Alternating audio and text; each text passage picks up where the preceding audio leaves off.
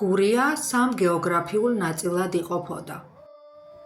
ზემო გურია ერქვა სუბსაგუბაზეულის ხეობებს მათ შესართავის ზემოთ, ქვემო გურია ტერიტორიას ჩოლოქსა და ჭოროხს შორის, დანარჩენი ტერიტორიის სახელწოდება შუა გურია იყო. გურიის მეურნეობის ძირითადი დარგები იყო მიწათმოქმედება და მევენახეობა.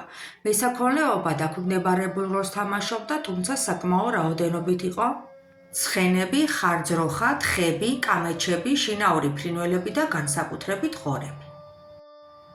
განვითარებული იყო მეფუტკრეობა და მეაბრეშუმეობა, თაფლი და აბრეშუმი გატანის საგნებს წარმოადგენდნენ.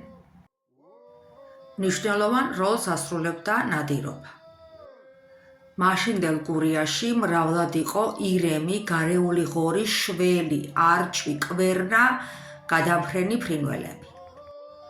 კულტურული მცენარეებიდან მოჰყავდათ პური, ღომი და სიმინდი, აგრეთვე სხვადასხვა პარკოსნები, ლობიო, ცერცვი, ხანჭკოლა და ბოსტნეული თესავდნენ სელს და ბამბას.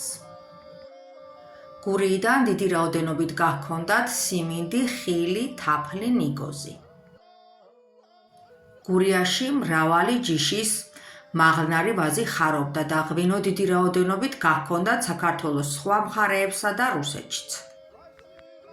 უცხოელი მოგზაურები გურულ ღვინოს ფრანგულს, ბურგუნდიულს ადარებდნენ.